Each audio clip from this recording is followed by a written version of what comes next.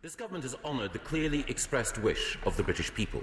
Their instruction to us, their servants, to secure our departure from the EU has been followed. The votes of 17.4 million people, more than have ever voted for any democratic proposition in our history, were implemented on January the 31st, and we are now on a new journey. As a sovereign, self-governing, independent nation, we will have the freedom to frame our own laws, control our own borders, lower all our taxes, set our own tariffs, determine our own trade relationships, and ensure that we follow the people's priorities on security, the economy, and democratic accountability. Over the next 9 months, we will negotiate a new relationship with our friends and partners in the EU, based on free trade and friendly cooperation. We have today published the approach for these negotiations, and copies of the document, the future relationship with the EU, were made available to members in the Vote Office from 9:30 a.m. Talks with the EU on our future relationship begin next week, and it is our aim to secure a comprehensive free trade agreement, as well as agreement on questions such as fisheries, internal security and aviation. We're confident that those negotiations will lead to outcomes which work for both the UK and the EU. But this House, our European partners, and above all, the British people should be in no doubt. At the end of the transition period, on the 31st of December, the United Kingdom will fully recover its economic and political independence. We want the best possible trading relationship with the EU, but in pursuit of a deal, we will not trade away our sovereignty.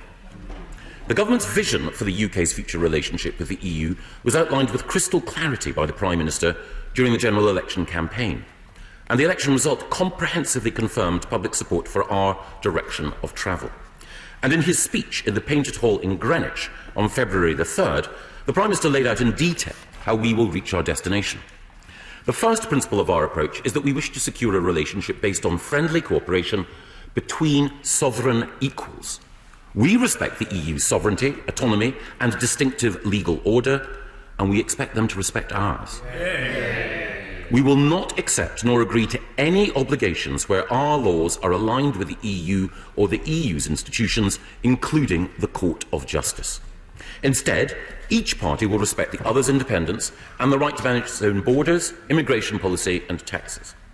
The second and allied principle of our approach is that we will seek to emulate and build on the types of relationship that the EU already has with other independent sovereign states. We will use precedents already well established and well understood to ensure that both sides' sovereignty is respected. And by using already existing precedents, we should be able to expedite agreement. We will seek functioning arrangements that the EU will recognise from its many other relationships. So our proposal draws on existing EU agreements, such as the Comprehensive Economic Trade Agreement with Canada, the EU-Japan Economic Partnership Agreement, and the EU-South Korea Free Trade Agreement. This approach should enable us to move swiftly towards the goal envisaged in the political declaration agreed last October, in which both sides set the aim of concluding a zero tariffs, zero quotas free trade agreement, or FTA.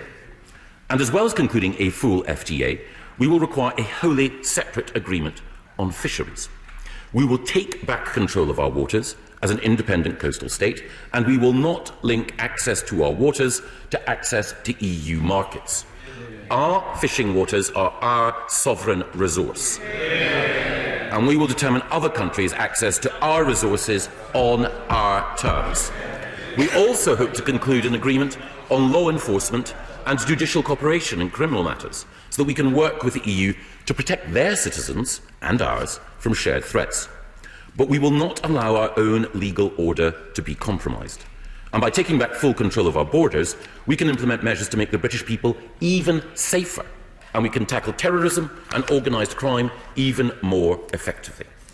We also wish to conclude a number of technical agreements covering aviation and civil nuclear cooperation, which will help ensure continuity for the UK on its new footing as an independent sovereign nation. Now, securing agreement on all these questions should not, in principle, be difficult.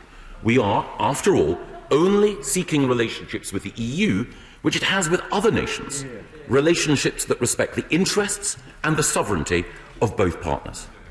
And it's in that light that we should view discussions about what has been termed the level playing field. It has been argued that EU demands in this area will make full agreement difficult. Yet there's no intrinsic reason why requirements that both parties uphold desirable standards should prejudice any deal. The United Kingdom has a proud record when it comes to environmental enhancement, workers' rights and social protection.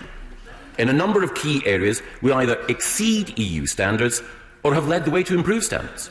On workers' rights, for example, the UK offers a year of maternity leave, with the option to convert this to parental leave so that both parents can share care.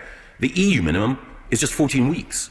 And on environmental standards, we were the first country in the world to introduce legally binding greenhouse gas emission reduction targets through the Climate Change Act. We were also the first major global economy to set a legally binding target to achieve net zero greenhouse gas emissions across the economy by 2050. We will not dilute any existing protections. Indeed, as the Environment Bill debated yesterday demonstrates, we wish to go further and faster than the EU in improving the natural environment. We do not need the EU's permission to be a liberal nation leading the world in the fight against climate change and for social progress. And that is why the UK government seeks an FTA with robust protections for the environment and labour standards. But we do not see why the test of suitability in these areas should be adherence to EU law and submission to EU models of governance. The EU does not apply those principles to free trade agreements with other sovereign nations, and they should not apply to a sovereign United Kingdom. Some argue that we must accept EU procedures as the benchmark because of the scale of UK trade with the EU.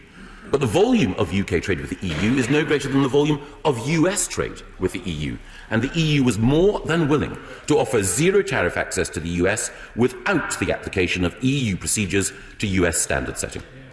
And the EU has also argued the UK is a unique case, owing to its geographical location. But proximity is not a determining factor in any other FTA between other neighbouring states with large economies. It's not a reason for us to accept EU rules and regulations.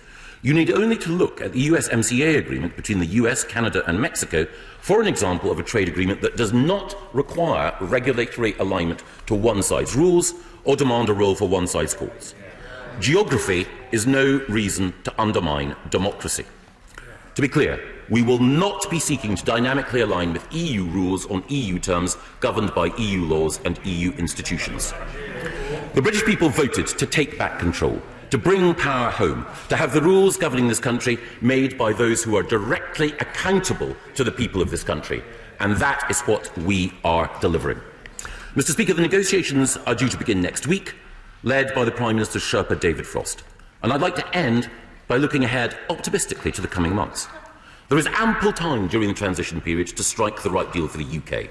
We hope to reach a broad agreement ahead of the EU Council's high-level summit in June, whereupon we will take stock. We know our proposals are measured and our approach is fair. We know what we want to achieve. We're ready to go. And this government is committed to establishing a future relationship in ways that benefit the whole of the UK and strengthen the Union. We're committed to working with the devolved administrations to deliver a future relationship with the EU that works for the whole of the UK. And may I take this opportunity to reassure colleagues that our negotiation will be undertaken without prejudice and with full respect to the Northern Ireland Protocol. This government will act in these negotiations on behalf of all of the territories for whose international relations the UK is responsible. And in negotiating the future relationship between these territories and the EU, the UK government will seek outcomes that support the territories' security and economic interests and reflect their unique characteristics. And, as the Prime Minister committed to do at the second reading of the Withdrawal Agreement Act, we'll keep Parliament fully informed about the negotiations and colleagues will be able to scrutinise our progress. Mr. Speaker, this government is delivering on its manifesto commitments with energy and determination. This government got Brexit done, and we will use our recovered sovereignty to be a force for good in the world and a fairer nation at home. We want and we will always seek the best possible relationship with our friends and allies in Europe, but we will always put the welfare of the British people first. And that means ensuring the British people exercise the democratic control over our destiny for which they voted so decisively.